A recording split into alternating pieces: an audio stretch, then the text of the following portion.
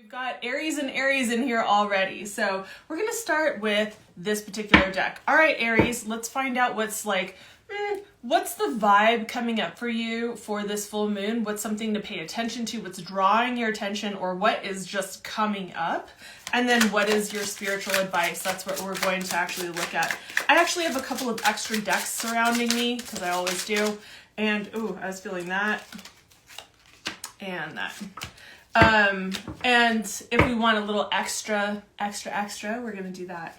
So Aries, we're starting with you. What do we have here? Interesting, Aries. You know, okay, so I'm going to say this. If you haven't checked out your February reading, let me turn my notifications off so that we don't get interrupted. Do not disturb. That's right.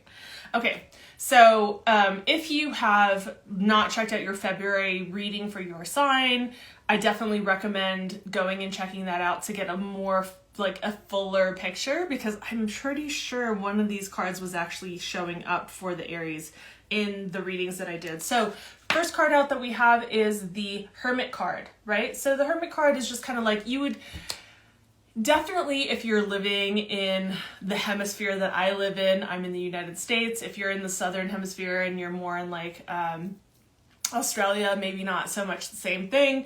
But if you're in this region, we're experiencing winter. This is totally appropriate. This is going inward, asking yourself the big picture questions. I think that Aries, you're being prompted to ask yourself these questions because there's shit that is the activating or stimulating or aggravating, kind of sandpaper on your skin, or like getting something like an eyelash in your eyelid, like that kind of just I have to pay attention to this thing and I can't ignore it. So you're needing to ask yourself some questions about what it is that you want for this, for this year, this life, this month. Right now, the big picture questions are what's up for you. And that's what there is to pay attention to for this particular full moon. I mean, like I said, we have a lot of things that are going on with this full moon. This is not a typical full moon in Leo. Oh, yay, it's all about love and expression of ourselves. No, I mean, that's present, but there's a whole lot more going on with this particular full moon, and there can be a lot of friction. So I think that there is an examination of what's happening in your personal world and what it is that you're wanting to create going forward. Also, trusting your intuition, learning to look inside of yourself and ask yourself, does this resonate with me? Is this what I'm supposed to be looking at? Is this what I'm supposed to be doing?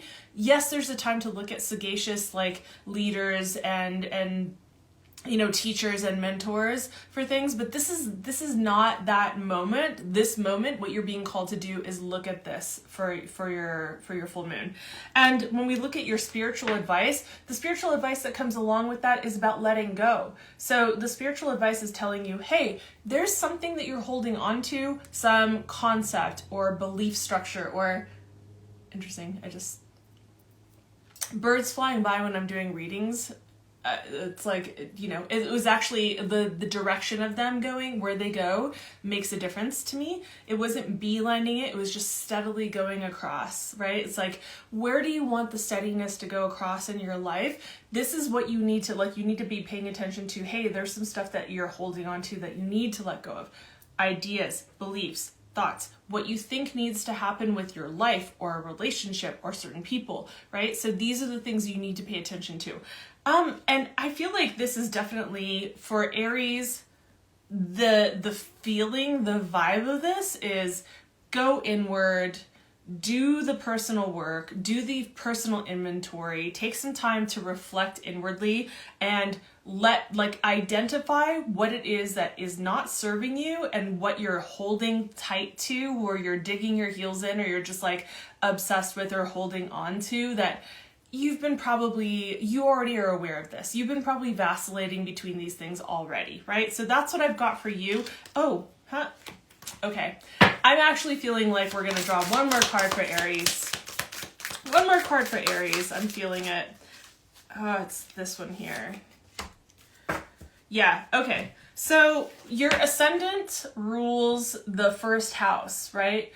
I actually tell people, and this is something that I will do videos about in the future, your ascendant is more indicative of what is happening in your overall life more than your sun sign, right? So whatever your sun sign is, I'm sure that you identify with it because that is something that you are aspiring to, something that you want to manifest, and something that you want to make real in this world, and to be recognized for in some way, to be seen in some way.